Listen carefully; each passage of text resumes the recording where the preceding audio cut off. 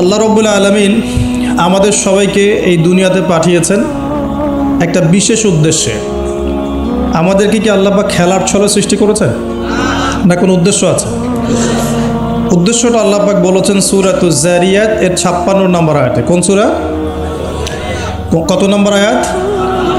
আল্লাহ পাক বলছেন আউযু বিল্লাহি মিনাশ শাইতানির রাজিম, বিসমিল্লাহির রহমানির রহিম। আল্লাহ পাক বলছেন ওয়ামা খালাকতুল জিন্না ওয়াল ইনসা ইল্লা লিয়াবুদুন। আল্লাহ রাব্বুল আলামিন বলছেন, আল্লাহ পাক কি কথা বলেন? বলেন না? অনেকে বলছেন না, আল্লাহ পাক কথা বলেন না। কোরআন কার বাণী? আকীদা পরিষ্কার করেন, কোরআন কি আল্লাহর মাখলুক না আল্লাহর কালাম? মাখলুক মানে কি? সৃষ্টি। আমরা মাখলুক কি না? কোরআনও কি আমাদের মতোই মাখলুক, নাকি কোরআন আল্লাহর কালাম? কালাম শব্দের অর্থ কি? কথা বা বাণী। তার মানে আল্লাহ রাব্বুল আলামিন কথা বলেন, আল্লাহ রাব্বুল আলামিন বলছেন। তার মানে কি আল্লাহ পাক এটা ওহী নাজিল করেছেন। আল্লাহ পাক বলছেন ওয়ামা খালাকতুল জিন্না ওয়াল ইনসা ইল্লা লিয়াবুদুন। আল্লাহ বলছেন আমি জিন আর মানব জাতিকে শুধুমাত্র আমার ইবাদত করার জন্যই সৃষ্টি করেছি, অন্য কোনো কারণে সৃষ্টি করি নাই। এখানে দুইটা শ্রেণী পাওয়া গেল, একটা হচ্ছে জিন জাতি, একটা কে? মানব জাতি। জিন জাতিকে আমরা দেখতে পারি, দেখেছেন কখনো জিন? দেখেন নাই, কিন্তু আমাদের সমাজে অসংখ্য জিনগ্রস্ত মানুষ ঘুরে বেড়াচ্ছে। আমি বলি ঢাকা শহরে যে মেয়েগুলো চলাফেরা করে শপিং মলে, রাস্তাঘাটে, এখানে ওখানে, এদের একটা ভালো অংশ কিন্তু জিনগ্রস্ত, জিন ধরা। এটা হয়তো বলবেন কেমন করে এটা বলতে পারেন? হ্যাঁ, আল্লাহর নূর যাদের মধ্যে আছে তারা বলতে পারে। বহু মেয়ে আছে রাস্তাঘাটে ঘোরাফেরা করে, এরা জিনগ্রস্ত, জিন ধরা। জিন ধরা না হলে ওরকম নগ্ন হয়ে ঢং করে রাস্তায় চলাফেরা করতো না। উপরে একটা জিনের প্রভাব কি আছে? আছে। বিশ্বাস করছেন না? আল্লাহর নবীজি বলেছেন মুহাম্মদুর রাসূলুল্লাহ সাল্লাল্লাহু আলাইহি ওয়াসাল্লাম যে যখন কোনো মেয়ে বেপর্দা হয়ে বাহিরে বের হয় তখন শয়তান, শয়তান মানে শয়তান জিন না ফেরেশতা? তখন শয়তান ওই মেয়ের সৌন্দর্যকে পুরুষের চোখে লোভনীয় বা আকর্ষণীয় করে তোলে। কে করে তোলে? শয়তান। তোমাদের কারো যদি কোনো গায়রে মাহরাম বেপর্দা কোনো মেয়েকে দেখে খারাপ চিন্তা জেগে যায়, তাহলে তোমরা বাসায় চলে যাবে। কোথায় যাবে? বাসায়। সেখানে গিয়ে তোমাদের স্ত্রীর সাথে সময় কাটাবে, ইনশাআল্লাহ তোমাদের সেই খারাপ চেতনা চিন্তা দূর হয়ে যাবে। তার মানে এই হাদিস থেকে প্রমাণ হচ্ছে শয়তান বেপর্দা মেয়েদেরকে সুন্দর করে উপস্থাপন করে। জিন ধরা মেয়ে আছে সমাজে, এবং কোনো কোনো ক্ষেত্রে এখন ছেলেদেরকেও জিন ধরছে, ধরছে না? মাঝে মাঝে দেখবেন যে এই শীতকালে কিছু কনসার্ট হয়, দেখেছেন? কনসার্ট হয়, ফ্যাশন শোজ হয়, আরও অনেক ধরনের প্রোগ্রাম হয়। এগুলোকে নাম দিয়েছে মানুষ সংস্কৃতি। কী নাম দিয়েছে? ওখানে উঠে দেখবেন যে বড় বড় চুল আছে, অনেক লম্বা লম্বা চুল, একদম স্টেজের উপর উঠে লাফালাফি ঝাপাঝাপি করছে। দেখেন নাই? মিউজিক্যাল কিছু ইনস্ট্রুমেন্ট নিয়ে, দেখেন নাই? তো আপনার কি মনে হয় এরা সুস্থ? এটা সবার সাথেই জিন শয়তান আছে। কি আছে? আচ্ছা, একটা কথা বলি, কোনো কোনো ক্ষেত্রে ওয়াজ মাহফিলের প্যান্ডেলেও দেখা যায় কিছু কমেডিয়ান, কিছু বাউল, এরা মানুষকে ডিজে জিকির শেখায়। দেখেন নাই? ডিজে জিকির, একজন গান গায়, একজন কথা বলে, কেউ চা খাওয়ায়, কেউ কফি খাওয়ায়, কেউ ঢেলেও দেয়, হ্যাঁ, কেউ উঠ বস করায়, কাউকে উঠতে বলে, কাউকে বসতে বলে। দেখবেন অনেক সময় লোকজন লাফালাফি করছে, বক্তা জিকির করছে, তার উপর হামলে পড়তেছে একদম।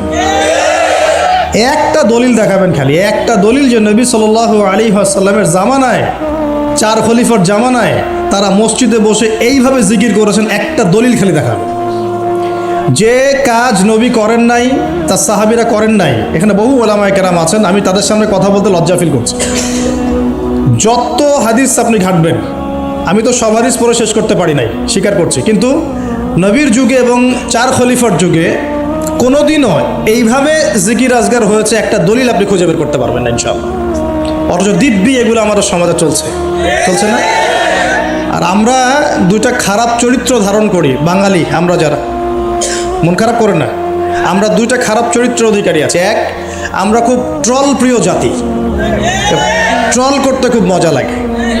হ্যাঁ, মনে হয় যেটা করে আমি একদম বাংলাদেশের কি বলবো দিন একদম কায়েম করে ফেলছি একদম। হ্যাঁ, এই ট্রল পাগল, ট্রল প্রিয় জাতি আমরা একটা। আরেকটা হচ্ছে আমরা ইস্যু পাগল জাতি। ইস্যু, একটা ইস্যু আসবে, খুব লাভঝাপ চলবে কয়েকদিন, ইস্যু শেষ, আবার লাভঝাপ বন্ধ, শেষ। বিদেশিরা বলে যে এটা আমাদের শিক্ষার ব্যাপার আছে, কারণ নিজের মধ্যে ত্রুটি থাকলে তো সলভ করতে হবে কি না, নিজের মধ্যে ত্রুটি থাকলে সলভ করতে হবে না। তারা বলে যে আমাদের মাথা নাকি ওই যে বাক্সে বন্দি মাছের মতো। বাক্সে বন্দি মাছ দেখেছেন? এই যে অ্যাকুরিয়ামের মধ্যে যে মাছগুলো চলাফেরা করে, এদের স্মৃতিশক্তি খুব দুর্বল হয়। ওই ছোট্ট জায়গাটুকু ওদের কাছে মনে হয় বিশাল সমুদ্রের মতো। কথা বুঝতে পারছেন না? ওই ছোট্ট বদ্ধ জায়গাটাই ওদের কাছে মনে হয় কি বিশাল বিশাল একটা জায়গা। ওরা খুব স্বল্প স্মৃতির অধিকারী, একটু কিছুক্ষণ পরে স্মৃতিটা নষ্ট হয়ে যায়, তাই আগে কি হয়েছে ওরা ভুলে যায়। এই স্বভাবটা এখন আমাদের মধ্যে চলে আসছে না? আমরা ইস্যু পাগল হচ্ছি না দিন দিন? করণীয় কি? খুব ভালো কথা বলেছে। করণীয় হচ্ছে টিকটক বানাতে হবে নাকি ফেসবুকিং করতে হবে। এই ফেসবুকের কন্টেন্ট বানাতে বানাতে দুটো কাজ করেছেন, আমি নগদ দেখাচ্ছি। দুটো কাজ করেছেন। একজন কমেডিয়ানকে আলেম বানিয়ে দিয়েছেন আপনারা ট্রল করতে করতেই। একটা হচ্ছে আরেকজন গায়ক অভিনেতাকে এমপি বানাচ্ছিলেন কয়দিন আগে। গান গেত, অভিনয় করত, মেয়েদেরকে নিয়ে নাচতো। হ্যাঁ, নিজেই গান লিখে নিজেই সুর করে, সুরের সারেগামা পা কিছুই নাই, ঠিক আছে। ও নিজেই না, আমার গান আমি গাবো, কেউ শুনলে শুনুক, না শুনলে নাই। একবার প্রশাসন ধরলো, রবীন্দ্রসঙ্গীত চেঞ্জ করেছো কেন, আবার ইত্যাদি। মানে তাকে নিয়ে এখন বিবিসিতেও কথা হচ্ছে, সুবহানাল্লাহ। মানে এখন বড় বড় পলিটিশিয়ানরাও তাদের মূল্যবান সময় এইসব পিছনে নষ্ট করতেছে। হ্যাঁ, এটাও একটা ইস্যু। মানে এই যে ট্রল করতে করতে করতে করতে এখন আপনি তাকে কয়দিন আগে এমপি বানাচ্ছিলেন। এটা কিসের কারণে হচ্ছে? আমাদের এই ট্রল পাগল মানসিকতার কারণে হয়েছে। আরেকজনকে কমেডিয়ান, মানুষ ওকে দেখে মজা পেত, যে মন টন খারাপ, কেউ বলতো ভাই মন টন খারাপ, ও একটু ওর লেকচার শুনি মনটা ভালো হবে, এইভাবে আর কি দেখতো মানুষ, এইভাবে ট্রিট করতো। আস্তে আস্তে আস্তে আস্তে এখন সে দেখা যায় বড় বড় আলেমদের বিরুদ্ধে কথা বলতেছে। খেয়াল করে দেখেন নাই? এটা আমরা করেছি। আমাদের এই দুইটা স্বভাবকে আগে বিসর্জন দিতে হবে। এক, আমরা ট্রল পাগল জাতি হব না, ওয়াদা করেন। ট্রল করার মধ্যে কোনো রকম সার্থকতার কিছু নাই। যেটা খারাপ সেটাকে প্রতিহত করতে হবে, যেটা খারাপ সেটাকে প্রতিহত করতে হবে। আর দুই নাম্বার, যেটা ভালো তাকে উৎসাহ দিয়ে এগিয়ে নিতে হবে ইনশাআল্লাহ। আমরা সব সময় সত্যের পক্ষে থাকবো ইনশাআল্লাহ, আর সব সময় মিথ্যার বিপক্ষে থাকবো ইনশাআল্লাহ। যে কেউ যত বড় আলেম, মুফতি, মুহাদ্দিস, বক্তা, দায়ী যেই হোক না কেন, তার কোনো কথা যদি কোরআন সুন্নাহর বাইরে যায়, কোশ্চিন কালেও সে কথা গ্রহণ করবেন না, সিম্পল। সেটা আমি হই আর যেই হোক না কেন। আর যে কোনো ব্যক্তি, সে যেই হোক না কেন, তার কথা যদি কোরআন সুন্নাহর সাথে মিলে যায়, অবশ্যই সেটা গ্রহণ করবেন ইনশাআল্লাহ, সে যেই হোক না কেন। এখন আমরা যদি আমাদের দৃষ্টিভঙ্গিকে শক্ত করতে না পারি, সামনের দিনগুলো কিন্তু আমাদের জন্য খারাপ হবে। বিশ্বাস করেন, দিন কিন্তু দিন দিন খারাপ হচ্ছে। আমি আসছি ওই দিকে ইনশাআল্লাহ। এই ট্রল পাগল মানসিকতাকে ত্যাগ করতে হবে, আল্লাহ পাক তৌফিক দান করবেন। দুই নম্বর হচ্ছে এই ইস্যু পাগল জাতি হব না। ইস্যু পাগল জাতি হব কেন? আমাদের একটা গন্তব্য, লক্ষ্য থাকবে। আমাদের লক্ষ্য কি? আল্লাহ বলেছেন এই আয়াতে, আমাদের লক্ষ্য হচ্ছে আল্লাহ পাক আমাকে সৃষ্টি করেছেন এই পৃথিবীতে আল্লাহর ইবাদত করার জন্য। কিসের জন্যে? এটা এক নাম্বার ডিউটি আমার, এটা আমার লক্ষ্য, আমার কাজ পৃথিবীতে। দুই, আল্লাহ পাক বলেছেন এই দুনিয়ার জীবনটা চিরস্থায়ী নয়। চিরস্থায়ী না, এটা ক্ষণস্থায়ী। তার মানে এই দুনিয়াটা আমার মুখ্য উদ্দেশ্য নয়। আমি দুনিয়ার মধ্যে চলাফেরা করব, মুসাফির। আমার প্রয়োজন আছে বিয়ে শাদী করবেন, চাকরির প্রয়োজন চাকরি করবেন, ব্যবসার প্রয়োজন ব্যবসা করবেন, আপনার রাজনীতি করার প্রয়োজন আছে আপনি করবেন, সব কিছু চলবে। কিন্তু এইগুলো আমাদের দুনিয়ার মুখ্য উদ্দেশ্য নয়। এগুলো হচ্ছে আমাদের দুনিয়াকে চালিয়ে নেওয়ার উপকরণ, মাধ্যম মাত্র। কখনোই এই নেশার মধ্যে আমরা ডুবে যাব না। ডুবে যাব, আল্লাহকে ভুলে গিয়ে দুনিয়ায় কখনো ডুবে যাব না। এটা আমার দ্বিতীয় কাজ। 3 নম্বর কাজ, আমাদের লক্ষ্য স্থির করতে হবে। দুটো লক্ষ্য আমাদের, এক, ভালো করে শোনেন, দুটো লক্ষ্য আমাদের, এক ইহকালীন লক্ষ্য, 2 পরকালীন লক্ষ্য। কয়টা লক্ষ্য? এক ইহকালের লক্ষ্য, 2 পরকালের। ইহকালের লক্ষ্য কি? আল্লাহ পাক বলছেন সূরা সফের মধ্যে, সফ মানে শাড়ি, সূরা সফটা পড়ে দেখবেন বাসায় গিয়ে আজকে। আল্লাহ পাক বলছেন হুয়াল্লাযী আরসালা রাসূলাহু বিল হুদা ওয়া দীনিল হক লিইয়ুযহিরাহু আলা দ্বীনি কুল্লি। আল্লাহ পাক বলতে চাচ্ছেন যে তিনি সেই মহান আল্লাহ যিনি তার পক্ষ থেকে নবী রাসূল পাঠিয়েছেন, শেষ নবী মুহাম্মদ সাল্লাল্লাহু আলাইহি ওয়াসাল্লামকে পাঠিয়েছেন এবং আসমানি কিতাবসমূহ পাঠিয়েছেন, এই কোরআন সুন্নাহ নাজিল করেছেন। কি উদ্দেশ্যে? লিইয়ুযহিরাহু আলা দ্বীনি কুল্লি, যাতে করে দ্বীন ইসলাম, এই দ্বীন ইসলাম অন্য সমস্ত দ্বীনের উপর বিজয় লাভ করতে পারে। বলেন সুবহানাল্লাহ। তাহলে আরেকটা উদ্দেশ্য পেলাম। কি উদ্দেশ্য? এই দিন নিজে পালন করব এবং এই দিনকে অন্য দিনের উপর বিজয় ঘটানোর চেষ্টা করব সব। এখন প্রশ্ন যে এই দিন কি অটোমেটিকলি বিজয় লাভ করবে? মান্না এবং সালোয়া কি এখনো করবে, নাকি আমাদেরকে রিজিকের চেষ্টা করতে হয়? এই যে আমরা চাকরি বাকরি ব্যবসা করি, আল্লাহর কাছে দোয়া করি না, আল্লাহ আমাকে রিজিক দান করো, এই দোয়া করে কি ঘরে বসে থাকি, নাকি দোকান খুলি, কষ্ট করি, ব্যবসা করি, চাকরি করি, তাই করি না?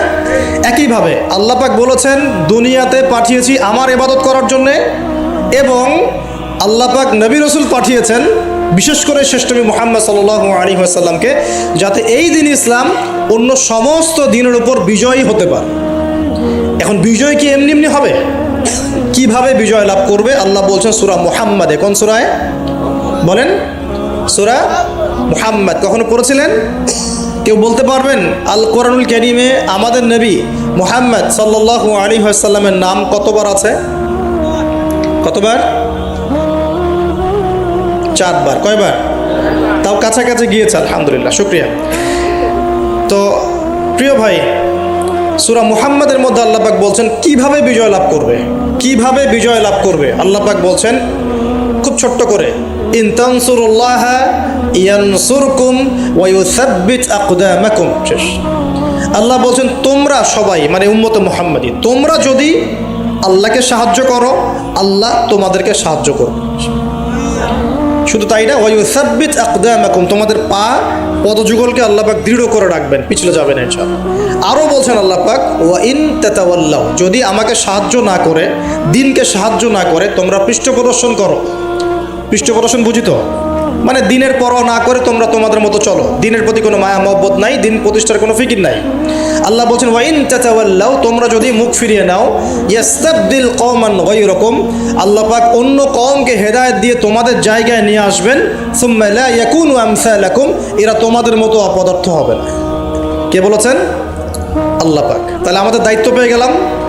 1 নাম্বার কাজ হচ্ছে এই দুনিয়াতে এসেছি আল্লাহ পাকের ইবাদত করার জন্য, শেষ। এখন ইবাদত বলতে শুধু নামাজ, রোজা, হজ, জাকাতই নয়, বরং জীবনের প্রতিটা কাজই কি ইবাদত, যদি সেই কাজটা নবী সাল্লাল্লাহু আলাইহি ওয়াসাল্লামের সুন্নত মতো হয়। বলেন সুবহানাল্লাহ। প্রতিটা কাজ। এই যে এমনকি স্ত্রী সহবাস করাও, স্ত্রী সহবাস মানুষ কেন করে?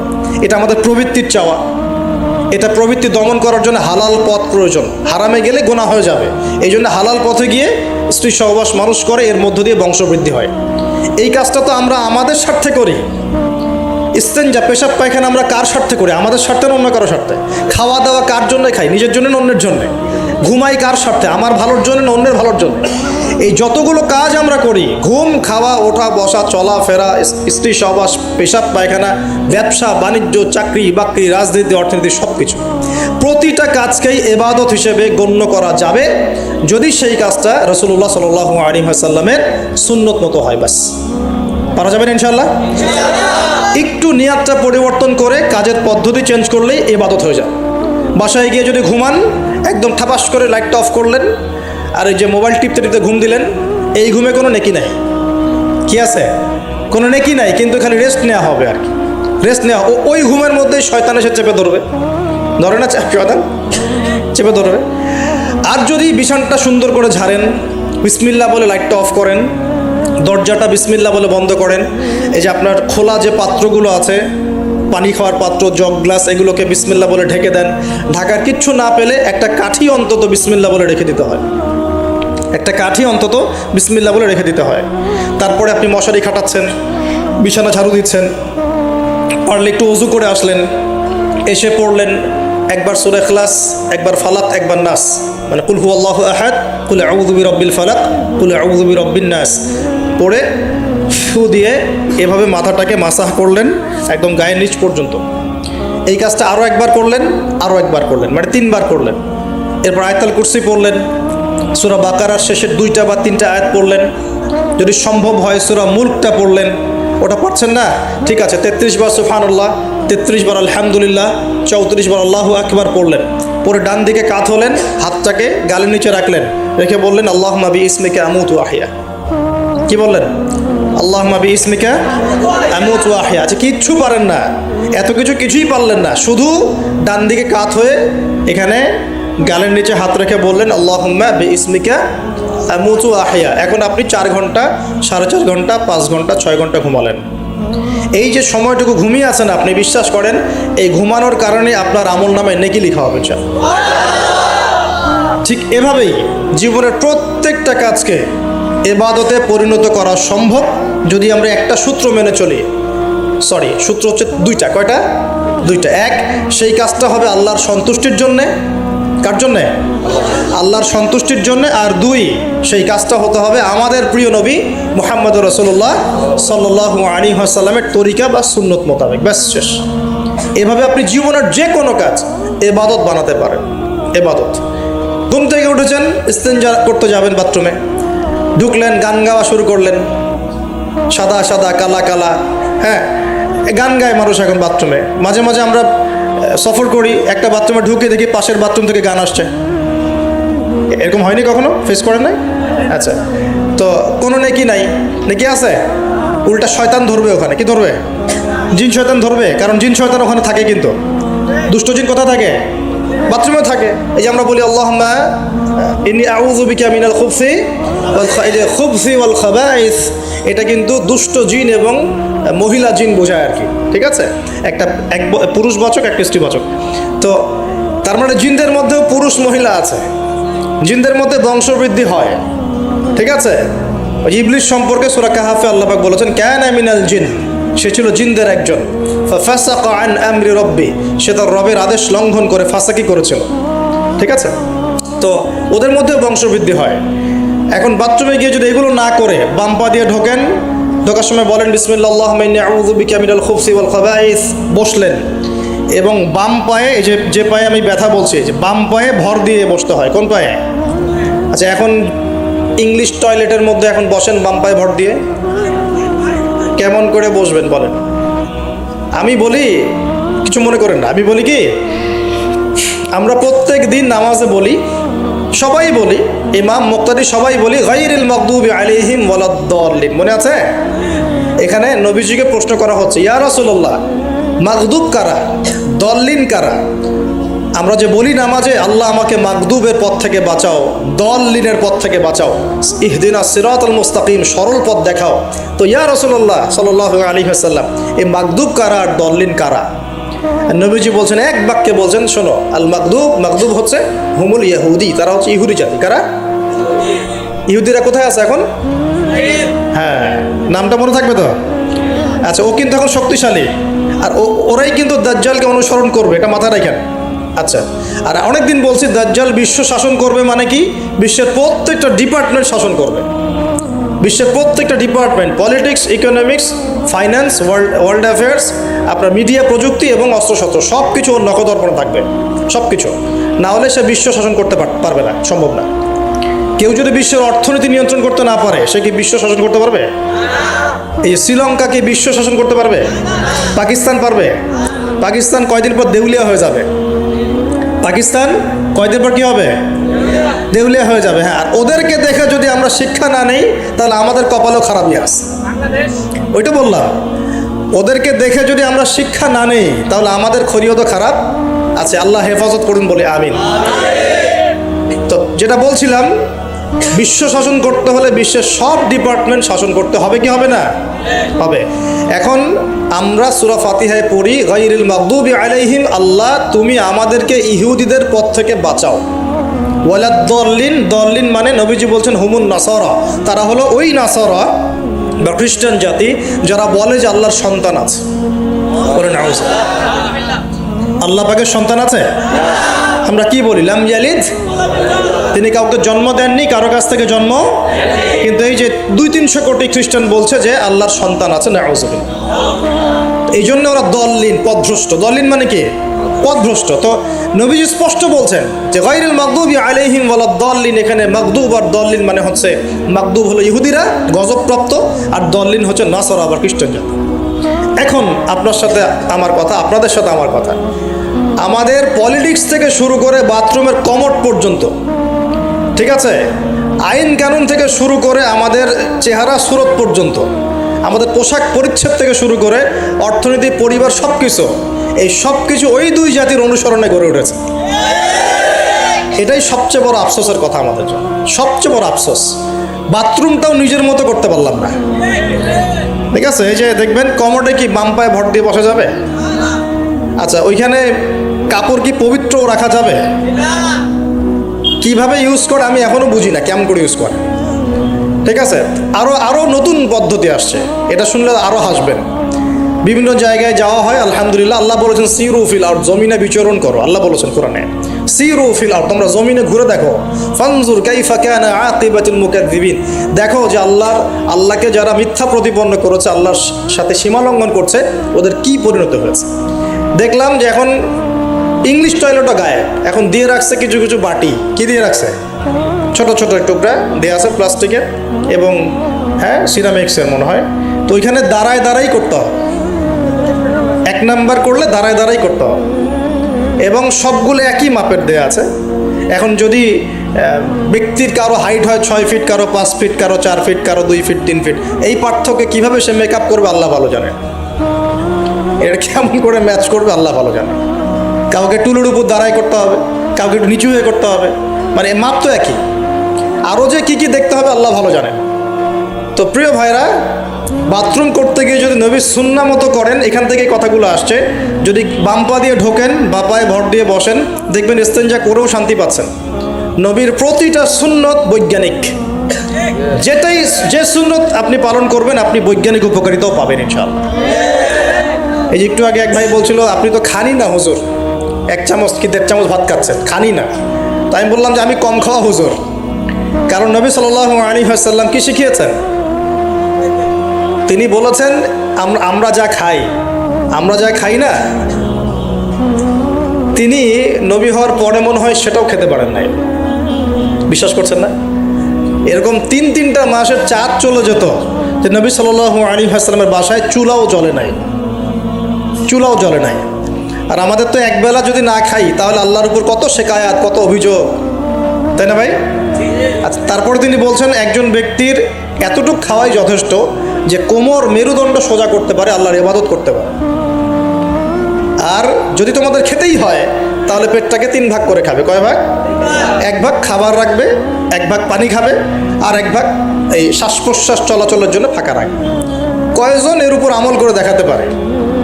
কতজন মানুষ আছে? আর যারা একদম গোগ্রাসে খায়, এদের ব্যাপারে কোরআনে এবং হাদিসে কিন্তু মারাত্মক কথা আছে। আল্লাহর নবী সাল্লাল্লাহু আলাইহি ওয়াসাল্লাম বলেছেন যে তোমরা খুব বেশি ঢেকুর তোলো না। কি করো না? একজন সাহাবী খুব ঢেকুর উঠাচ্ছে, সাহাবী না আসলে, উনি পাশ দিয়ে যাচ্ছিলেন, খাবার দাবার খেয়ে পাশ দিয়ে যাচ্ছিলেন। তো নবীজি তার ঢেকুর তোলা দেখে বলছেন যে তোমরা বেশি ঢেকুর তুলবে না, কারণ দুনিয়াতে যে ব্যক্তি বেশি পেট পুড়ে খাবে, কাল কিয়ামতের মাঠে সে সবচেয়ে বেশি ক্ষুধার্ত থাকবে। বলেন নাউযুবিল্লাহ।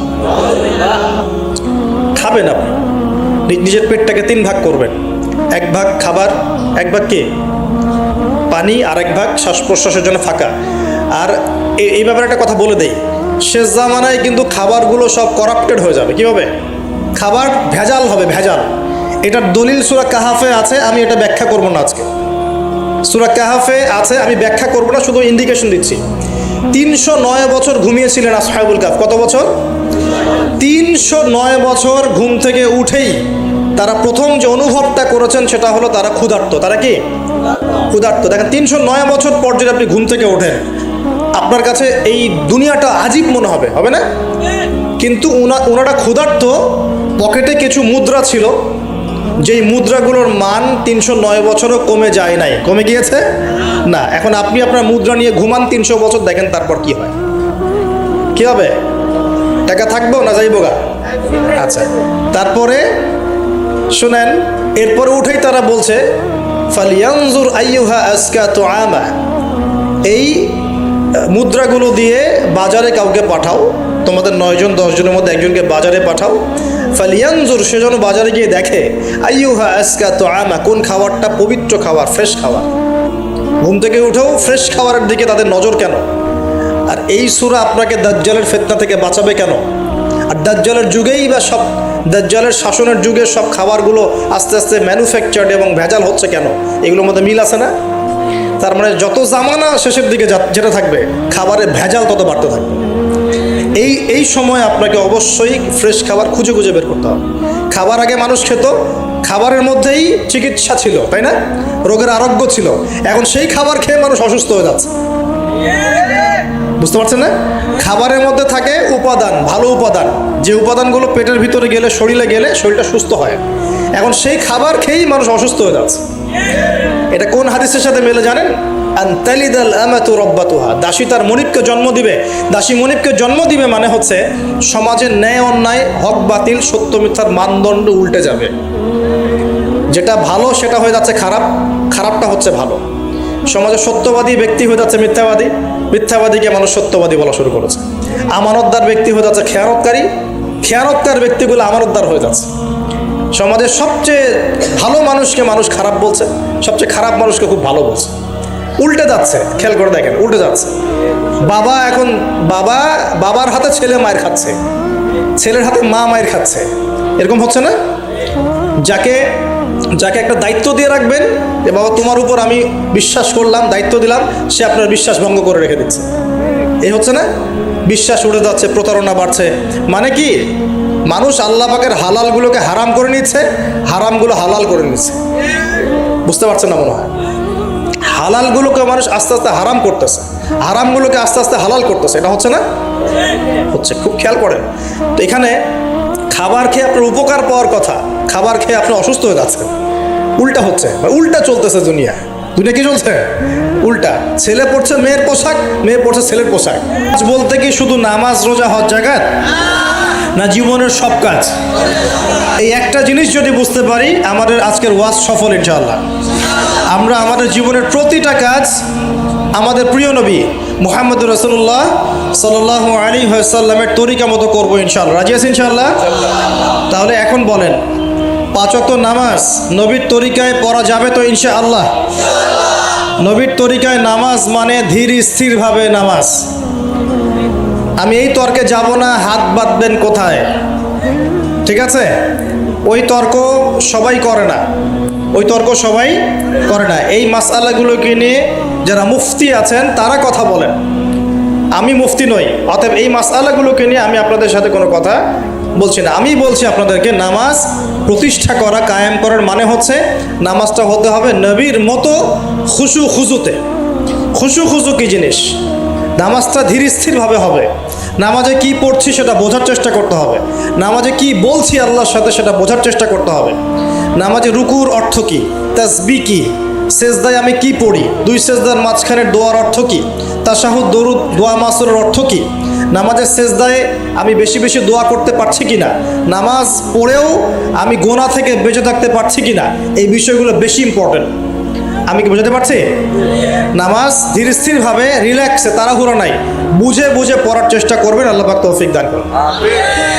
যারা নামাজ ধরি ছেড়ে দেই তাদের জন্য একটা হাদিস। নবী সাল্লাল্লাহু আলাইহি ওয়াসাল্লাম বলেছেন, মান তারাকা সালাতান মুতাআম্মিদান ফাকাদ কাফার। মনে রাখবেন, নবীজি বলেছেন, কেউ যদি তার উপরে অর্পিত ফরজ নামাজ ছেড়ে দেয়, নামাজ পড়াকে জরুরি মনে করে না, ফাকাদ কাফারা, সে ব্যক্তি কুফরি করলো। বলে নাউযুবিল্লাহ। নামাজ কি ছাড়বো ভাই ইনশাআল্লাহ? আল্লাহ পাক আমাদের সবাইকে 5 ওয়াক্ত নামাজি বানিয়ে দেন, বলি আমিন। এবং রমজান মাস আসার আগেই নামাজের স্পিড আবার ধরতে হবে। পারবো তো ইনশাল্লাহ? আল্লাহ আমাদের সবাইকে কবুল করুন, বলি আমিন। এবং রমজান মাসের সুস্থতার সাথে রোজা রাখার তৌফিক দান করুন। রমজান শব্দটা যখন এসেই গেল, তো আর দুটো কথা বলি। রমজান মাসের সবচেয়ে বড় বৈশিষ্ট্য হচ্ছে এই মাসে আল্লাহ পাক কোরআন নাজিল করেছেন। কি করেছেন? এখন সারা বিশ্ব জুড়ে একটা ইস্যু চলছে না, কোরআন ইস্যু, কোরআন পুড়িয়ে দেয় ইস্যু, মনে আছে? যে কোরআন পুড়িয়ে দিয়েছে, আমার দৃষ্টিতে তার চেয়ে বড় অধম সেই ব্যক্তি যে মুসলিম পরিবারে জন্মগ্রহণ করেও কোরআন তেলাওয়াত করা শেখে নাই। হয়তো আমার কথা বুঝতে পারছেন না।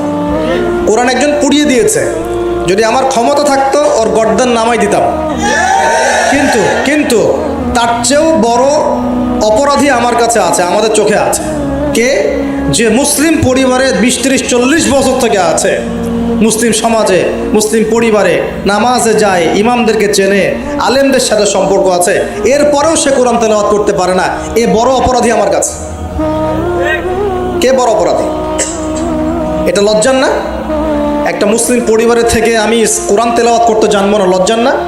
নাকি আপনারা সেই সব শায়েখ হতে যাচ্ছেন যে কোরআন তেলাওয়াতও করতে জানে না, বাহাসের জন্য ডাকে মানুষকে? দেখেন নাই এরকম আছে না? মনে হয় যেভাবে ইসলাম পালন করা যাবে? ইসলামের জ্ঞান অর্জনের প্রথম ধাপটাই হচ্ছে বিশুদ্ধ করে কোরআন তেলাওয়াত করা শিখা। প্রথম ধাপ কি?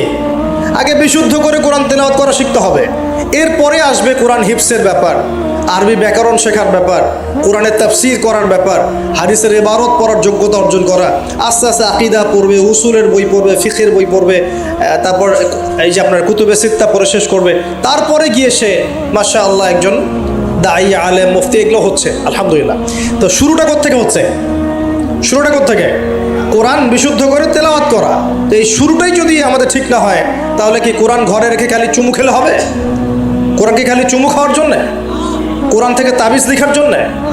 কোরআন বাবা মারা গেলে কোরআন তেলাওয়াত করবো এই জন্যে? 40-60 দিন কোরআন তেলাওয়াত করবো এই জন্যে? কেউ মারা গেল, ব্যাস আমরা কোরআন দিয়ে একটা মাহফিল করে দিলাম, ব্যাস সব হয়ে গেল? আস্তাগফিরুল্লাহ। আল্লাহ পাক আমাদের সবাইকে যেন কোরআন তেলাওয়াত শেখার তৌফিক দান করেন। একটা চ্যালেঞ্জ গ্রহণ করেন যে আমি নিজে কোরআন তেলাওয়াত করা শিখবো, আরও 10 জনকে শিখাবো ইনশাআল্লাহ। পারা যাবে না? যদি এই একজন প্রত্যেকে যদি নিজে শিখি, আর প্রত্যেকে যদি 10 জন করে শিখাতে পারি, শোনেন, প্রত্যেকে যদি নিজে শিখি এবং নিজ নিজ পরিবার বা নিজের আমার আন্ডারে যারা আছে, মনে করেন আপনি একজন একটা গার্মেন্টসের মালিক, আপনার আন্ডারে অনেক মানুষ চাকরি করে না? নিজে নামাজ পড়লেন, নিজে কোরআন তেলাওয়াত করা শিখলেন, আপনি যদি তাদেরকে নৈশকালীন কোরআন শেখান, সবার নেকি আপনি পাচ্ছেন না? আপনার পরিবার আছে, পরিবারে আপনি নামাজ পড়েন, এখন আপনি কোরআন তেলাওয়াত করতে জানেন, এখন আপনার মা, বোন, স্ত্রী, সন্তানদেরকে আপনি শেখালেন, এই পুরো পরিবারটা কোরআনওয়ালা হলো না? একটা সমাজের দায়িত্বশীল আমি। হ্যাঁ, চেয়ারম্যান সাহেব মনে করেন বললেন যে আমি নামাজ পড়ি, আমি কোরআন তেলাওয়াত করতে জানি, আমি এলাকার সব মানুষকে কোরআন তেলাওয়াত করা শেখাবো ইনশাল্লাহ। পারা যাবে না? এভাবে যদি সবাই দায়িত্ব নেই, আমার বিশ্বাস 10 বছরের মধ্যে বাংলাদেশের 16 কোটি মানুষকে কোরআন শেখানো যাবে ইনশাল্লাহ। ওই দিন আর স্লোগান তুলতে হবে না যে আল কোরআনের আলো ঘরে ঘরে চালো, অটোমেটিকলি সবার ঘরে কোরআন জ্বলে যাবে ইনশাল্লাহ। জ্বলবে না? এই কাজটা না করে খালি স্লোগান দিলে কাজ হবে? বলেন তো কাজ হবে? এই যে একটা আয়াতই বললাম, গায়রুল মাগদুবি আলাইহিম ওয়ালাদ-দাল্লিন, এখন তো বুঝলেন আয়াতের অর্থ কি? আল্লাহর রাসূল আমাদেরকে বলছেন তোমরা ইহুদিদের পথ অনুসরণ করো না, তোমরা নাসারাদের পথ অনুসরণ করো না। কিন্তু বাস্তবতা হচ্ছে আমার সব ক্ষেত্রেই ওদের আদর্শেই চলছে না? আপনার বিয়ে শাদী, বিয়ের আগের অনুষ্ঠান, গায়ে হলুদ, আপনার পরিবার, আপনি যে মিডিয়াগুলো দেখছেন সেই মিডিয়াগুলা, হ্যাঁ, আপনার পলিটিক্যাল সিস্টেম, সুদভিত্তিক অর্থনৈতিক সিস্টেম, তারপরে আপনার কি বলবো, দেহের পোশাক পরিচ্ছদ, লেবাস, পোশাক, চেহারা, সুরত, সব কিছু ওদের মতো না? আমি তো দেখালাম, এমনকি বাথরুমের কমোড পর্যন্ত ওদের মতোই, তাই না? তো এখন এই একটা আয়াত বুঝলেই আপনি বুঝতে পারছেন যে আসলে সব তো উল্টা চলছে। এখন যদি পুরো কোরআনটা বুঝতে পারি, পুরো কোরআনের 6236টা আয়াতই বুঝতে পারি, তাহলে সমাজটা পরিবর্তন হতে সময় লাগবে? এই কারণেই তো কোরআন থেকে দূরে সরানোর জন্য এত পায়তারা চলছে। মানুষ চাচ্ছে, এক শ্রেণীর মানুষ চাচ্ছে বিশ্বের যে মুসলিমরা যেন কোরআন থেকে দূরে সরে যায়। তারা জানে যদি আমরা কোরআন থেকে দূরে সরে যাই, আমাদেরকে শাসন করা সহজ হবে, ওই পশ্চিমারা আমাদেরকে শাসন সহজেই করতে পারবে। আর আমরা যদি কোরআনকে আঁকড়ে ধরি, ওদের বাপেরও ক্ষমতা নেই আমাদেরকে শাসন করে ইনশাআল্লাহ, বরং আমরা ওদেরকে শাসন করবো ইনশাআল্লাহ। আমরা করি নাই মনে করছেন? 1200 কত বছর? 1200 বছর করেছি। কত বছর? বিশ্বাস করছেন না? ইতিহাস পড়েন, নবী সাল্লাল্লাহু আলাইহি ওয়াসাল্লামের যুগ থেকে শুরু করে এই তো 1914 সাল পর্যন্ত আমরা সারা বিশ্ব শাসন করেছিলাম। মনে হচ্ছে গাল গল্প? এখন বিগত 70, 80, 100 বছরে আপনার কাছে মনে হচ্ছে যে শক্তি তো সব ওদের হাতে চলে গেছে, আমাদের হাতে নাই। ইনশাআল্লাহ তাআলা আবার ফিরে আসবে ইনশাআল্লাহ। তবে ওই যে বললাম, এমনি এমনি আসবে মান্না সালোয়ার মতো, নাকি আমাদের কিছু দায়িত্ব আছে ভাই? এই যে প্রথম এক ভাই বলেছিল না কি করতে হবে, এখন শোনেন কি করতে হবে। 1 নাম্বার, আমাদের সবাইকে তওবা করে ফিরে আসতে হবে। কি করতে হবে? সূরা নূর পড়ছিলাম আসার সময়, আল্লাহ পাক বলেছেন, তুবু ইলাল্লাহি জামিআন আইয়ুহাল মুমিনুন লাআল্লাকুম তুফলিহুন। তোমরা সবাই একসাথে, হে মুমিনগণ, তোমরা সবাই একসাথে আল্লাহর কাছে তওবা করো যাতে তোমরা সফল হতে পারো। আগে কি করতে হবে? আল্লাহকে বলতে হবে, আল্লাহ আমরা ব্যক্তিগতভাবে, পারিবারিকভাবে, সামাজিকভাবে, রাষ্ট্রীয়ভাবে যত পাপ করেছি আল্লাহ সব মাফ করে দাও। আল্লাহ আমরা তোমাকে ভালোবাসি, তোমার নবীকে ভালোবাসি, তোমার কালামকে ভালোবাসি, আমরা জান্নাতে যেতে চাই, দুনিয়াতেও সফল হতে চাই। আল্লাহ তুমি আমাদেরকে মাফ করে দাও, এবং আগামী পুরো জিন্দেগি আল্লাহ তুমি আমাদেরকে 5 ওয়াক্ত নামাজি বানায় দাও, কোরআনওয়ালা বানায় দাও, সুন্নতওয়ালা বানায় দাও, আপসে মিল মোহব্বত বানায় দাও, আমাদেরকে তোমার পক্ষ থেকে বেহিসাব রিজিক দান করো, এবং এমনভাবে চলার তৌফিক দাও যাতে আমরা আবার বিশ্বের সেই শাসন ফিরে পাই ইনশাআল্লাহ। দোয়া করা যাবে না? 1 নাম্বার কাজ তওবা করে ফিরে আসা। 2 নাম্বার হচ্ছে বেশি বেশি জ্ঞান অর্জন করা। কি করা?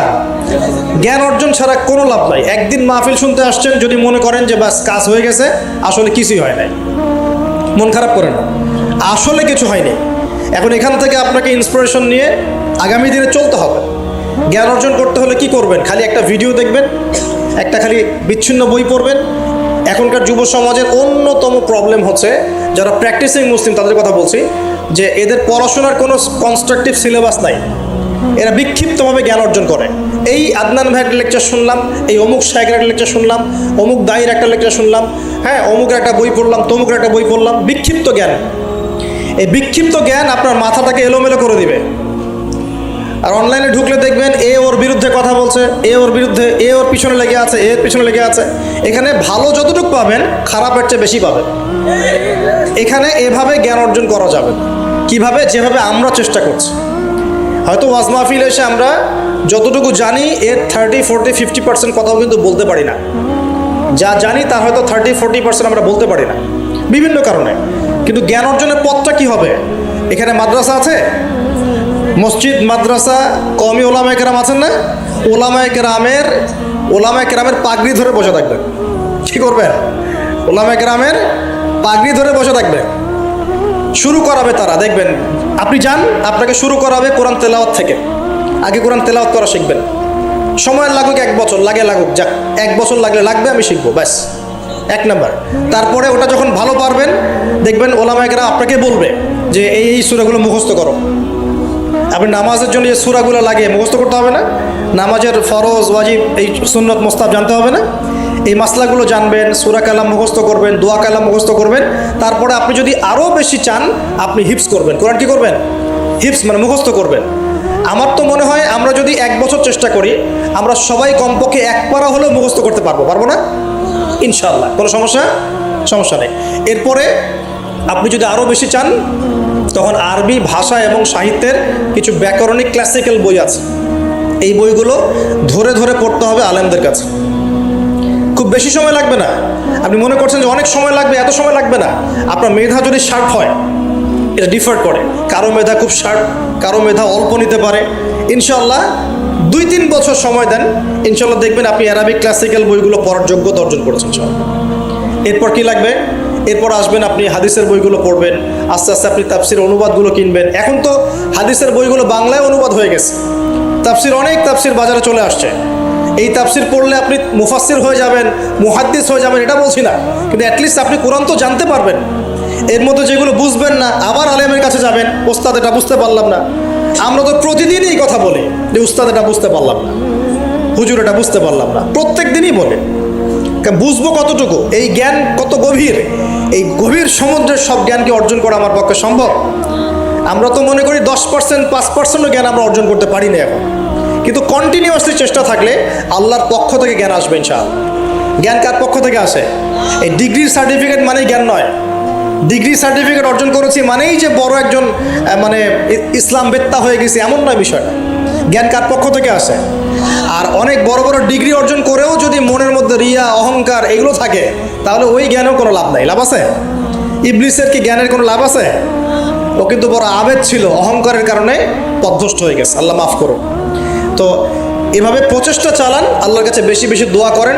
প্রত্যেক দিন বলবেন রব্বি জিদনি ইলমা। কি বলবেন? রব্বি জিদনি ইলমা। বলবেন রব্বি ইশরাহ লি সাদরি ওয়া ইয়াসসির লি আমরি ওয়াহলুল উকদাতাম মিন লিসানি ইয়াফকাহু কওলি আল্লাহুম্মা ফাক্কিহনি ফিদ-দীন ওয়া আল্লিমনি আত-তা'ওয়িল। এগুলো দোয়া করবেন। এই দোয়াগুলো করতে থাকলে দেখবেন ইনশাআল্লাহ আপনি জ্ঞান পাবেন, আল্লাহর পক্ষ থেকে জ্ঞান পাবেন। তো তওবা করার পর প্রথম কাজ কি ভাই বলেন? জ্ঞান অর্জন করা। ইকরা বিসমি রাব্বিকাল্লাযী খালাক। আর এই জ্ঞান নিয়ে তো অনেক কথা হচ্ছে না?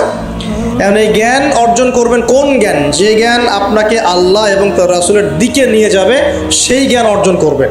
যে জ্ঞান আপনাকে আল্লাহ এবং তার রাসূল থেকে দূরে সরাই দিবে সেই জ্ঞান অর্জন করতে যাবেন। ব্যাস, কথা শেষ। এখন আপনি নিজেই বুঝতে পারবেন কোন জ্ঞান আপনাকে আল্লাহর দিকে নিচ্ছে আর কোন জ্ঞান আপনাকে আল্লাহ থেকে দূরে সরাচ্ছে। শুধুমাত্র ইসলামিক জ্ঞানই কি অর্জন করব, না বৈষয়িক জ্ঞানও দরকার আছে?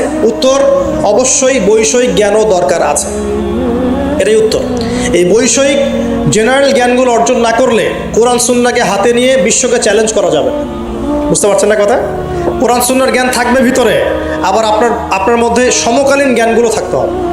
এরপরে দেখবেন ইনশাআল্লাহ সমস্ত আত্মারা একসাথে বলেছিল বেলা ইয়া রব্বি, অবশ্যই আপনি আমার রব।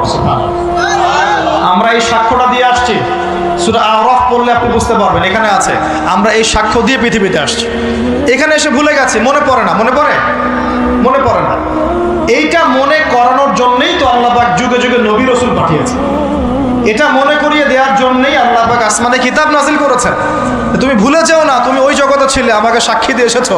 এই দুনিয়ার ফিতনায় আমাকে ভুলে যেও না। নবীগণ এসেছেন, হেদায়েতের বাণী শুনিয়েছেন, আসমানে কিতাব নাজিল হয়েছে, আমরা সেই কিতাব পেয়েছি। এই সিলসিলা চলতে চলতে আদম থেকে নিয়ে মুহাম্মদ সাল্লাল্লাহু আলাইহি ওয়াসাল্লাম পর্যন্ত প্রায় 1,24,000 নবী আল্লাহ পাঠিয়েছেন। তার সর্বশেষ নবীর নাম কি? মুহাম্মদ রাসূলুল্লাহ সাল্লাল্লাহু আলাইহি ওয়াসাল্লাম। এর আগে তাওরাত, জাবুর, ইনজিল সবই আল্লাহর পক্ষ থেকে এসেছিল। মানুষ যখন সেগুলোকে বিকৃত করেছে, আল্লাহ পাক আবার নতুন করে বিধান পাঠিয়েছে। এই সর্বশেষ বিধান কোনটা? আল কোরআন, এবং তার ব্যাখ্যা কি আছে? হাদিস। এই কোরআন হাদিস ঘাটাঘাটি করলেই আমরা পেলাম যে একটা জনপদের মানুষ যখন এমন শিরক আর কুফরে নিমজ্জিত থাকে, তখন আল্লাহর পক্ষ থেকে আযাব আসে। আর আমরা কি সেই পাপে নাই ভাই? আপনার উপরের লেভেলের সিস্টেম থেকে শুরু করে নিয়ে একদম এই শিক্ষাক্ষেত্র বলেন, হাতের আংটি বলেন, চিন্তা চেতনা বলেন, হ্যাঁ, রাস্তাঘাটের ওই যে গণকের কথা বলেন, কবিরাজের কথা বলেন, জাদুবিদ্যার চর্চা বলেন, হ্যাঁ, ওই ভাগ্য গণকের কথাই বলেন, রাশিফলের কথাই বলেন, সব আমরা শিরকের মধ্যে লিপ্ত আছি। এর পাশাপাশি আমরা কবর পূজা করছি, মাজার পূজা করছি, আমরা আল্লাহ ছাড়া অন্য কারোর জন্য জবাই করছি, মানত করছি, কসম করছি, কুরবানি করছি। কোনো কোনো জায়গায় আমরা আগুনেরও পূজা করছি, আগুনের সামনে দাঁড়িয়ে মাথা নত করছি না?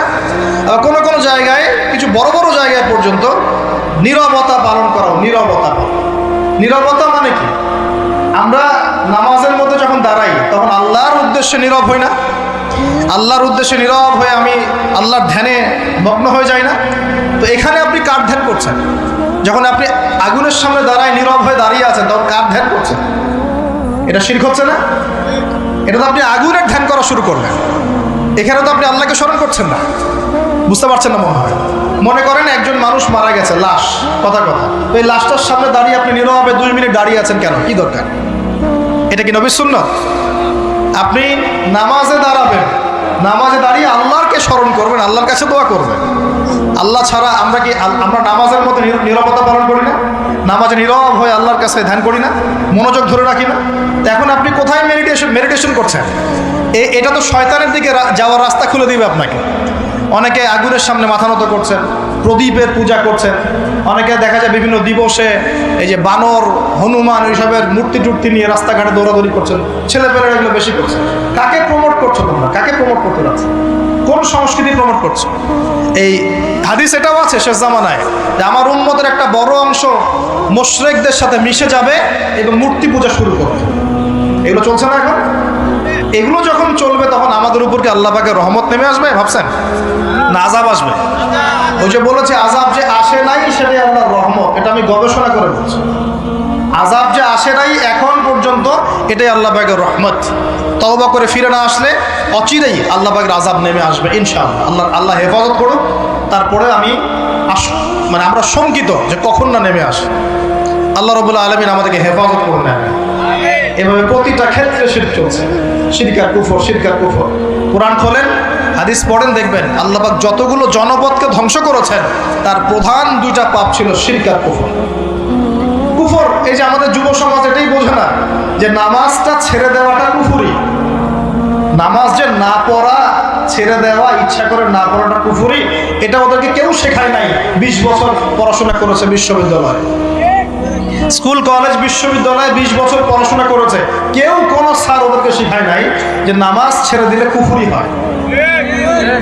এবং এদের সংখ্যা লক্ষ লক্ষ না, মনে হয় কোটি কোটি হবে যুব সমাজ যারা 20-25 বছর পড়াশোনা করে নামাজ যে কুফর, নামাজ ছেড়ে দেওয়া যে কুফরি, এটা শেখায় নাই।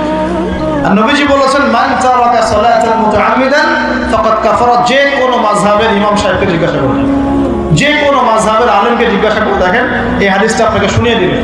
যে ব্যক্তি ইচ্ছাকৃতভাবে নিজের উপর ফরজ নামাজ ছেড়ে দিল সে কুফরি করলো। কি করলো? তো এই যুব সমাজকে কে শিখাবে যেটা কুফরি?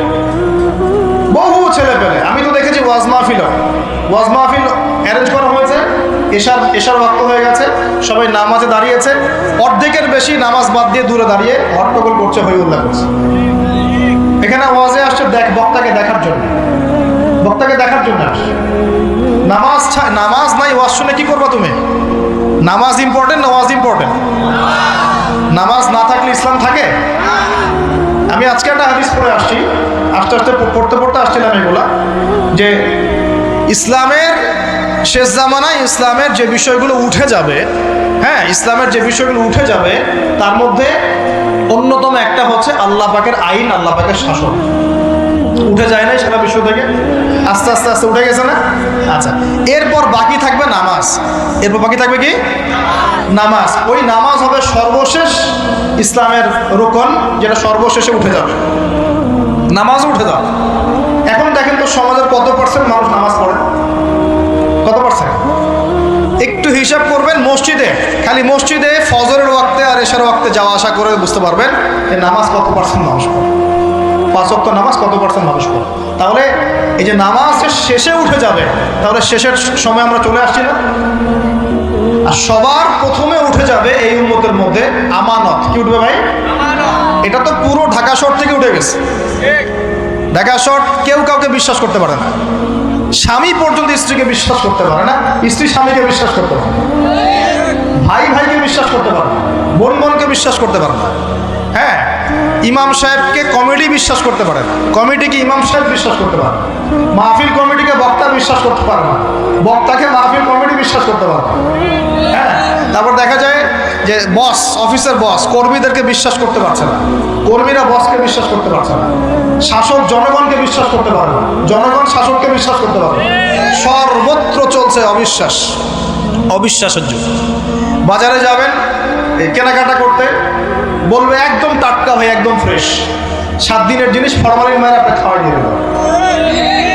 বিরিয়ানি তো আমাদের এখানকার একটা কালচার।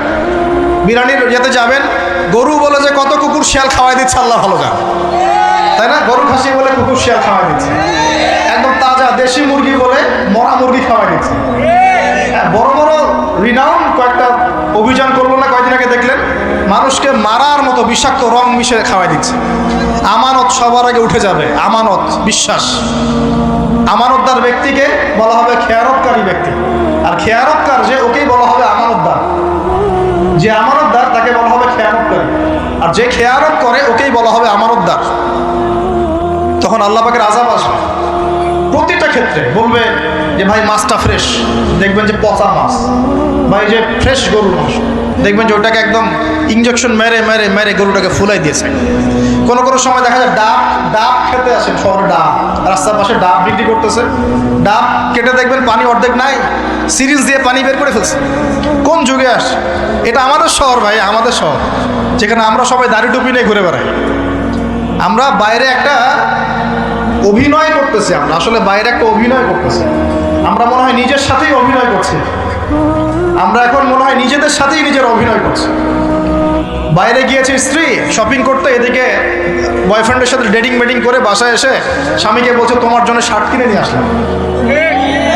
এদিকে স্বামী বাসা থেকে বের হয়েছে, ওদিকে অফিসের কলিগদের সাথে দু চারটার সাথে তার অবৈধ সম্পর্ক। ঠিক আছে, মানি ব্যাগ সার্চ করলে কন্ডম পাওয়া যায়, মানি ব্যাগ সার্চ করলে কি পাওয়া যায়? কন্ডম পাওয়া যায়। এবার প্রোটেকশন, এগুলো না করলে এইডসের রোগ হবে। শিখিয়েছে যৌন সম্পর্ক করেন, অবৈধ যৌন সম্পর্ক করেন, কিন্তু প্রোটেকশন নিয়ে করেন, এগুলো শেখাচ্ছে মানুষ। তো এই জেনাকারী সমাজের উপর আল্লাহর গজব আসবে না তো কি আসবে? কি আসবে? ও বাইরে গিয়ে আরো 2-3টা মেয়ের সাথে সম্পর্ক করে বাসায় আসে, স্ত্রীকে বলছে আমি তোমাকেই সবচেয়ে বেশি ভালোবাসি। এখানে জেনাকে উস্কে দেওয়া হচ্ছে, আর হালাল সম্পর্ক, হালাল বিবাহ, এটাকে প্রতিবন্ধকতা সৃষ্টি করা হচ্ছে। আপনি হালাল বিয়ে করতে চান, পারবেন না, কঠিন। যৌতুক, এখানে আবার যৌতুকের ব্যাপার আছে। ভাবখানে এমন যে বিয়ে মানে একটা বাণিজ্য, মানে যখন মেয়ের বাবা বিয়ে দিবে, মেয়েটাকে পার করছে বড় অঙ্কের একটা টাকা দরকার এখানে, হ্যাঁ। আর ছেলের বাবা যখন মেয়ে নিয়ে আসছে, সেখানে আবার বড় অঙ্কের যৌতুক ইম্পোজ করছে। মেয়ের বাবা দিচ্ছে বড় অঙ্কের মোহর, আমার মেয়েকে বিয়ে করতে চাও, 20 লাখ টাকা মোহর লাগবে। ও ছেলের সামর্থ্য নাই, ও বলছে ঠিক আছে, আচ্ছা লেখক, পরে বাসর রাত্রে মাফ করাই নিল। বাসর রাত্রে মাফ করাই নিচ্ছে, তারপরে সারা বছর, এটা সারা জীবন দেওয়ার কোনো নাম নাই, মেয়ের হক আর সে পেল। এদিকে মেয়ের বাপও কম চালাক না, হ্যাঁ, সে আবার মোহর যেমন বাড়িয়েছে, ছেলের বাপও কম চালাক না, সে আবার এদিকে যৌতুক ইম্পোজ করেছে। তো যৌতুকের টাকাটা নিয়ে মোহরটা দিব। সবাই চালাক, সবাই স্মার্ট, মানে প্রতারণা আর অবিশ্বাসের যুগ চলছে। এটা প্রতারণা, অবিশ্বাসের যুগ। একটা মেয়েকে বাইরে পাঠিয়েছেন বাবা, সেই মেয়ে বাবার কাছে খুব ভালো, দুধ খেতে মানে নাক চিপলে দুধ বেড়ায়, এমন একটা অবস্থা মেয়ের। বাইরে দেখবেন প্রাইভেটে গিয়ে, কোচিংয়ে গিয়ে 8-10টা প্রেম করা শেষ। ছেলেকে পাঠিয়েছেন ইউনিভার্সিটি, বিশ্ববিদ্যালয়, আমাদের শহরেই, ছেলে খুব ভালো বাবার কাছে, একদম নাক চিপলে দুধ বেড়ায়। বাইরে গিয়ে দেখবেন এদিকে 8-10টা মেয়ের সাথে সম্পর্ক করা। এই যে পিচ্ছি ছেলেকে আমরা রাস্তাঘাটে দেখি, ঢাকা শহরের কিশোর গ্যাং তৈরি করেছে, কিশোর গ্যাং, হ্যাঁ, গুন্ডামি। তামিল কিছু মুভিজ দেখায়, হ্যাঁ, মারামারি করছে, একটা ঘুষি দিলে একদম গাছের উপর উঠে যায়, হ্যাঁ, ওগুলো দেখে দেখে শিখছে। হকি স্টিক নিয়ে, চাকু চাপাতি নিয়ে ঘুরে বেড়ায়। আমরা টঙ্গী দিয়ে আসার সময় দেখেছি, আমাদের সামনে, আমাদের গাড়ির সামনে দৌড় দিয়ে ছো মেরে একটা মেয়ের কান থেকে একদম দুল ছিঁড়ে নিয়ে চলে যাবে। কানে দুল পড়ে আছে একটা মহিলা, কান টেনে ছিঁড়ে নিয়ে চলে গেল। মোবাইল ফোনে কথা বলছেন, গ্লাসটা খোলা, এইটুক সময়ের মধ্যে ছো মেরে মোবাইল ফোন নিয়ে চলে গেল। হ্যাঁ, এটা আমাদের শহর। ছোট ছোট বাচ্চা কাছে 8-10 বছর, 15 বছর, হাইস্ট 20 বছর বয়সের কিশোর গ্যাং। আবার এতটুকু ছেলেকে দেখেছি, এই যে কিছু প্লাস্টিকের মধ্যে কি জানি টানে, আমাদের শহরের মধ্যে মাদক, সর্বত্র।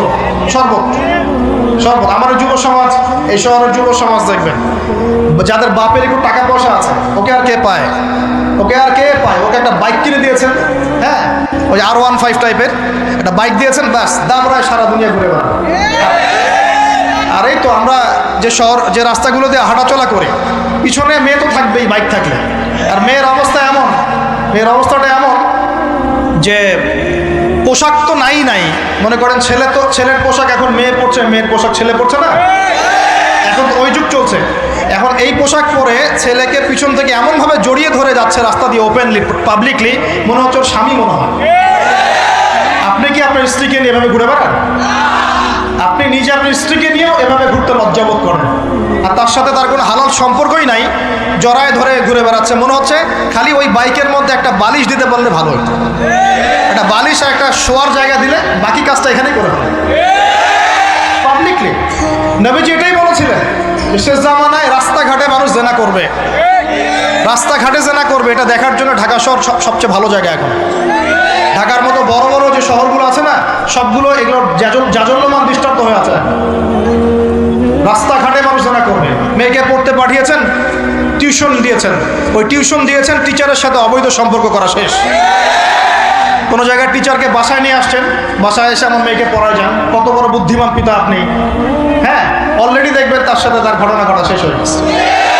আর মেয়েরা আপনাকে বলবে না, কারণ কেউ কেউ মানে বাধ্য হয়ে এসব জায়গায় ভিকটিম হয়ে যায়, আবার কেউ কেউ নিজের ইচ্ছাতেই কাজগুলো। এমন নয় যে সব মেয়ে ধর্ষিত হচ্ছে ছেলেদের আগ্রাসনের কারণে, ব্যাপারটা এমন নয়। বহু মেয়ে নিজের ভুলের কারণে ধর্ষিত হয়, বহু মেয়ে নিজের খারাপ স্বভাবের কারণেও এই তার ইজ্জত হারিয়ে ফেলছে। একটা মেয়ে যে রাত্রে যে 12টা 1টা 2টা বাজে বাইক নিয়ে ঘুরছে, ওকে কি রাস্তাঘাটে ঘুরতে 12টার সময় কেউ বলেছিল? এখন যদি এই 2টা 3টা ছেলে মিলে ওকে ধর্ষণ করে, দোষটা কি ছেলেটার হবে না মেয়েটার দোষ নাই? এখানে মেয়ের বাবার দোষ নাই, মেয়ের ফ্যামিলির দোষ নাই। তাহলে আমরা শুধু কেন ছেলেদের দিকে ফোকাস করি কেন? ছেলে তো অপরাধী, ছেলে তো অপরাধ করেছেই, ছেলের তো বাপ আগেই মরে গেছে। ছেলের বাপ যদি বেঁচে থাকতো তাহলে ছেলেকে তো আদব কায়দা শেখাতো, ছেলেকে শেখাতো যে দেখো বাবা, আমরা আমাদের সন্তানদেরকে শেখাই বাবা, সেটা হলো ইঁদুরের মতো বড় হয়েও না, সিংহের মতো বড় হয়েও। ইঁদুর কি করে? ইঁদুর রাতের অন্ধকারে মানুষের বাসায় বাসায় চুপচুপ করে খেয়ে বেড়ায়, দেখবেন তাই না? যারা রাতের অন্ধকারে জেনা করে বেড়ায় এরা ইঁদুরের মতো, রাতের অন্ধকারে খালি এই হোটেল ওই হোটেল, এই ঘর এই ঘরে ঘুরে, এই প্রেমিকার ঘর এই প্রেমিকার ঘর, এই ফ্ল্যাটে ওই ফ্ল্যাটে ঘুরে। আর যারা সিংহ পুরুষ তারা বিয়ে করে প্রকাশ্য স্ত্রীকে নিয়ে ঘুরে বেড়ায়। তো আমরা আমাদের ছেলেদেরকে এটা শিখাই না তো, বরং আমরা শিখাচ্ছি তোমাকে নিজের পায়ে দাঁড়াতে হবে, বড় হবা, 30-35 বছর হোক তারপর বিয়ে করে। আর এই 18 বছর হওয়ার 18 বছর হয়ে গেছে, 18 থেকে এই যে 30, এই 12 বছরে তার তো যৌবনের তাড়না ছিল, এই তাড়না মেটাতে না পেরে সে পতিতালয়ে গিয়েছে, ওই যে কার ফ্ল্যাটে গিয়েছে, কোথায় কোথায় মাদকের আসরে বসেছে, মেয়েদেরকে নিয়ে এইখানে ওইখানে ঘুরে বেরিয়েছে। আমরা তো এমনও দেখেছি যে গাড়ির মধ্যে ছেলের কোলে মেয়ে ঘুরে ঘুরে বেড়াচ্ছে এখানে। এই শহরগুলোর মধ্যে আল্লাহ পাকের আযাব আসবে না তো কি আসবে আমাকে? সে জামানায় যে কয়েকটা পাপের কারণে আযাব আসে তার মধ্যে অন্যতম সেরা পাপটা হচ্ছে জেনা। আমরা এই শহরটাকে জেনার শহর বানিয়ে ফেলেছি, জেনার শহর। এগুলো গেল অবিবাহিতদের কথা। ইভেন ইউনিভার্সিটিগুলোর মধ্যে গিয়ে দেখবেন, ইউনিভার্সিটিতে গোল করে গ্রুপ স্টাডি করছে, গোল করে, এবং ছেলের কাপড় মেয়ে পড়ছে, মেয়ের কাপড় ছেলে, কাপড়ের কোনো বালাই নাই। নবীজি বলেছিলেন শেষ জামানায় 2 শ্রেণীর মানুষ আসবে, আমি এদেরকে দেখি নাই। নবীজি দেখেন নাই মানে 1400 বছর আগে ওরা ছিল না। এক শ্রেণী হচ্ছে হাতের মধ্যে মানুষকে মারার কিছু অস্ত্র নিয়ে ঘুরে বেড়াবে, এরা মানুষকে নির্মমভাবে পিটাবে, নির্মমভাবে পিটাবে, নির্মমভাবে মানুষকে পিটাবে। এই শ্রেণীকে আমি দেখিনি, এরা আসবে পরে। আরেক শ্রেণী হচ্ছে এমন এক শ্রেণীর মহিলা বের হবে যারা কাপড় পরেও নগ্ন থাকবে, নিজেরাও আকৃষ্ট হবে, অন্যকে আকৃষ্ট করবে। তো এই মেয়েদেরকে তো দেখতে পাচ্ছেন, এখন পাচ্ছেন না, তার মানে কিয়ামত কাছে না দূরে? আর আমি এখন ওই হাতে লাঠিওয়ালা ওই গ্রুপকেও খুঁজে পেয়েছি। হাতে লাঠিওয়ালা সেই গ্রুপ কোনটা জানেন? ওই যে ঘরের মধ্যে ঢুকায় ঢুকায় যে ছেলেগুলোকে মেরে মেরে রাত্রেবেলা মেরে ফেলায়, সেটা গ্রুপের। বিভিন্ন হলে হলে দেখেন না, হকি স্টিক নিয়ে 8জন 10জন মিলে এক একটা করে ছেলেকে ডেকে নিয়ে পিটায় পিটায় মেরে ফেলায়, এগুলো সেই ছেলে। এদেরকে যারা জন্ম দিয়েছে ওই বাপের জন্য ধিক্কার, এদেরকে যারা জন্ম দিয়েছে এই বাপের জন্য ধিক্কার। আর এখন এরকম লেডিস গ্রুপও বের হয়েছে, আর মেয়েদেরকেও হলে ডেকে ডেকে পিটানো শুরু করেছে। তোমরা কি মনে করো যে 5জন 6জন 10জন মিলে একজনকে সারা রাত টর্চার করে মেরে ফেলানোর মধ্যে সুপুরুষ? তুমি সুপুরুষ, তুমি অনেক বড় বীর।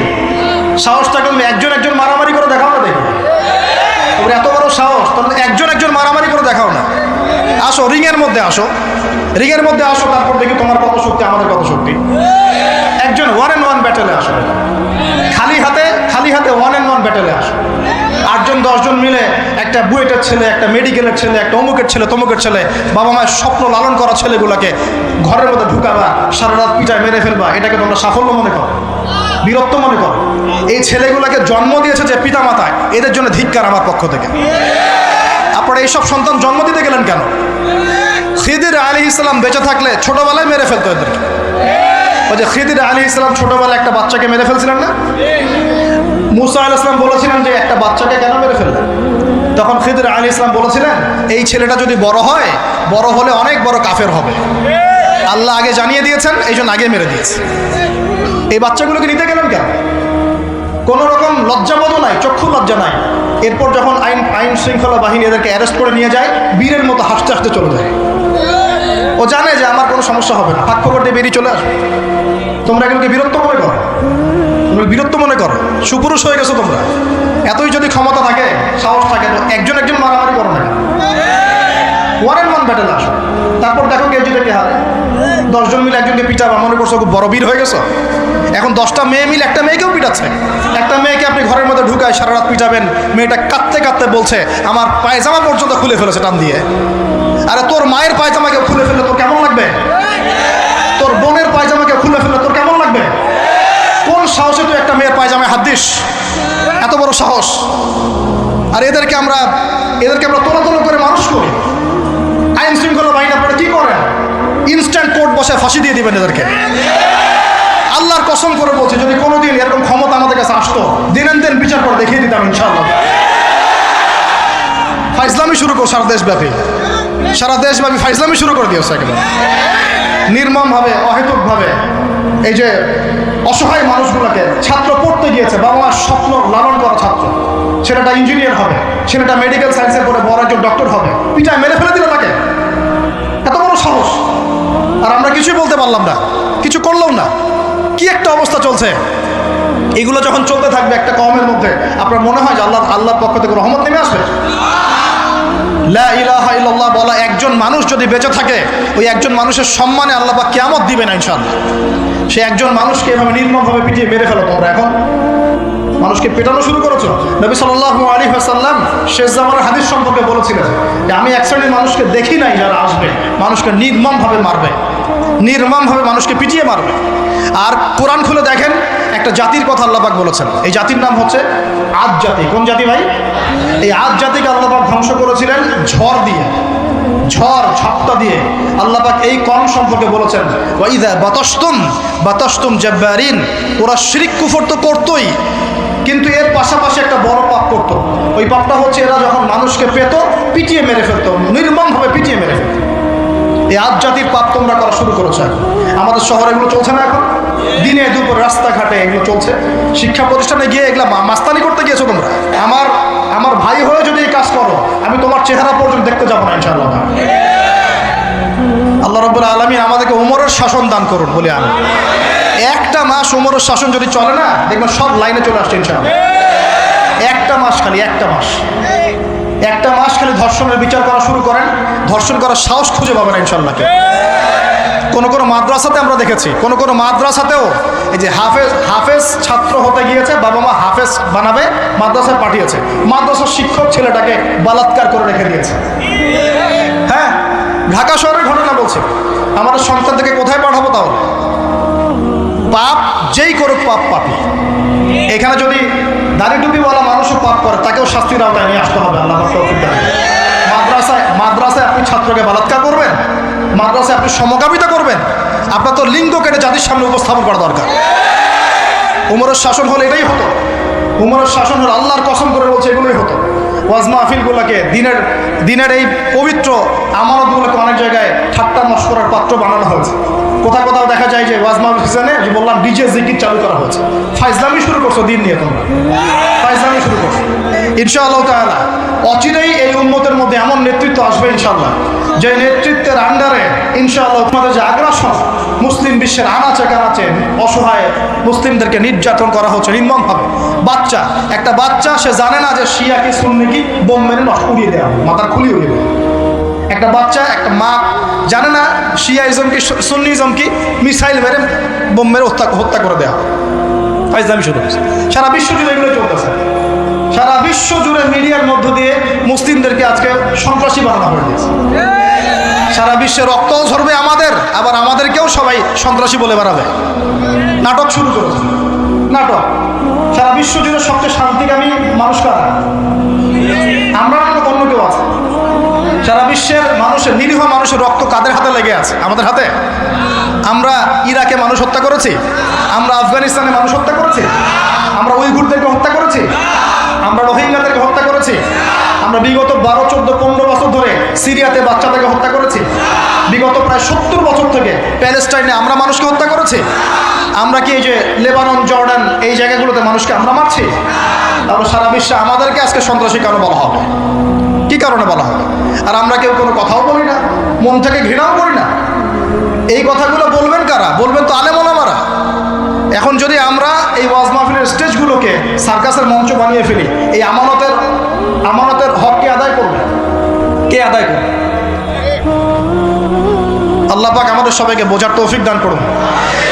আমরা আশা করি ইনশাআল্লাহ তাআলা আমাদের উপর যারা আছেন তাদের বোধোদয় হবে ইনশাআল্লাহ। আমরা কারো শত্রু নই, ইসলাম কারো শত্রু নয়, কারো খারাপ চায় না। ইসলাম চায় সমাজের ন্যায় প্রতিষ্ঠা হোক, এবং ন্যায়টা যে কারো হাত দিয়ে প্রতিষ্ঠা হোক, কোনো সমস্যা নাই। এক্স ওয়াই জেড যেই হোক না কেন, যার হাতে ন্যায় প্রতিষ্ঠা হবে আমরা তার জন্য দোয়া করবো ইনশাআল্লাহ। আর যে অন্যায়কে প্রশ্রয় দিবে, প্রতিষ্ঠা করবে, আমরা তার ধ্বংসের জন্য আল্লাহর কাছে দোয়া করবো ইনশাআল্লাহ। আর আল্লাহ পাকের গজব যখন নেমে আসবে কেউ ঠেকাতে পারবে না ইনশাআল্লাহ। আমি বলে দিয়েছি প্রথমেই, সব কিছুর মালিককে, সব ক্ষমতা কার হাতে?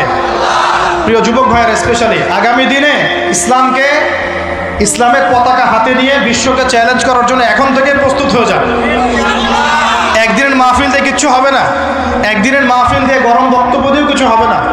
আপনাদের সবাইকে কনস্ট্রাকটিভ কাজ করতে হবে। প্রত্যেক মুসলিম ভাইকে 5 ওয়াক্ত নামাজ আদায় করতে হবে, আল্লাহ পাক তৌফিক দান করুন। প্রত্যেক ভাইয়ের যাদের যাকাত ফরজ হয়েছে, যাকাত অবশ্যই দিতে হবে ইনশাআল্লাহ। বেশি বেশি দান সদকা করবেন। নিজের পরিবারের মধ্যে কোনোভাবেই অনইসলামিক কোনো সংস্কৃতি আসতে দিবেন না। নিজের পরিবারের মধ্যে পর্দা প্রতিষ্ঠা করবেন। কোনো অবস্থাতেই হারাম রিজিকের দিকে যাবেন না ইনশাআল্লাহ। আপনার সন্তান সন্ততিদেরকে ছোটবেলা থেকেই মুসলিম রূপে মানুষ করবেন, কোনো রকম অমুসলিম কালচারে বড় করবেন না। আপনার সন্তানদেরকে ছোটবেলায় কোরআন শেখাবেন, হাদিস শেখাবেন, আলেম ওলামা সোহবত দিবেন, হকপন্থী আলেম চিনবেন, তাদের কাছে সন্তানদেরকে পাঠাবেন ইনশাআল্লাহ। ইসলামকে নিয়ে ঠাট্টা বিদ্রুপ করবেন না, রং তামাশা করবেন না। এই যুগ সম্পর্কে সচেতন থাকবেন। কি হচ্ছে, কি চলছে, হাদিসে কি আছে, কোরআনে কি আছে, সামনে কি হতে পারে, সচেতনতা তৈরি করবেন। এই চলমান ফিতনাময় পরিবেশে নিজের ঈমান আমলকে এমনভাবে ধরে রাখবেন যেমন করে হাতের মধ্যে মানুষ আগুন ধরে রাখে, ঈমান ধরে রাখে। পরিবারের মধ্যে বেপরদামিকে স্থান দিবেন না। পরিবারের ছেলে কি করছে, মেয়ে কি করছে, আপনার আত্মীয় স্বজনের হক ঠিক আছে কিনা, প্রতিবেশীর হক ঠিক আছে কিনা, প্রতিটা বিষয় as a Muslim leader of the family আপনাকে এগুলো দেখতে হবে। আল্লাহ তৌফিক দান করুন। এবং বেশি বেশি সামাজিক কিছু অ্যাসোসিয়েশন গড়ে তুলবেন যেগুলো সামাজিক অন্যায়গুলোকে প্রতিরোধ করবে ইনশাআল্লাহ। সামাজিকভাবে ন্যায় ছড়িয়ে দিবে, সামাজিকভাবে ইসলাম ছড়িয়ে দিবে ইনশাআল্লাহ। শিক্ষা প্রতিষ্ঠান গড়ে তুলবেন যেখানে জেনারেল এবং ইসলামিক শিক্ষার সমন্বয় থাকবে, আলোকিত প্রজন্ম গড়ে উঠবে ইনশাআল্লাহ তাআলা। এরকম সমাজের অবস্থায় কি আল্লাহর আযাব আসবে না রহমত আসবে? এই হচ্ছে আমাদের সমাজের অবস্থা। এখন কতগুলো বলে শেষ করবো। প্রতি ঘরে ঘরে ব্যভিচার ঢুকে পড়েছে, ঘরে ঘরে ব্যভিচার, পরকীয়া ঢুকেছে, পরকীয়া। আর অর্থনৈতিক ক্ষেত্রে ঘরে ঘরে ঢুকেছে সুদ আর সুদ, ঘুষ ঢুকেছে ঘুষ, এদিকে সুদ ঢুকেছে, দুর্নীতি ঢুকেছে, অন্যের সম্পদ অন্যায়ভাবে হস্তক্ষেপ করার নোংরা সংস্কৃতি ঢুকে পড়েছে প্রত্যেক জায়গায় জায়গায়। আমাদের ইয়াং জেনারেশন নিজেদের ইতিহাস ভুলে গেছে যে আমরা কার উত্তরসূরি। খালেদ বিন ওয়ালিদের নামও তারা জানে না, উমর ইবনে খাত্তাবের নাম জানে না, তারেক বিন জিয়াদকে চিনে না, মুহাম্মদ বিন কাসিমকে চিনে না। এরা খ্রিস্টান